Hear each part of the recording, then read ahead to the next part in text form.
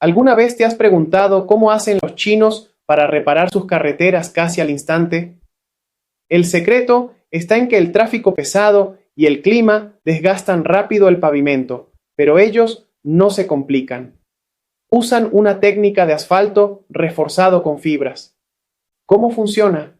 Pulverizan cintas de polipropileno que se mezclan con la capa superior del asfalto y listo. El pavimento queda más resistente y duradero, evitando que se agriete.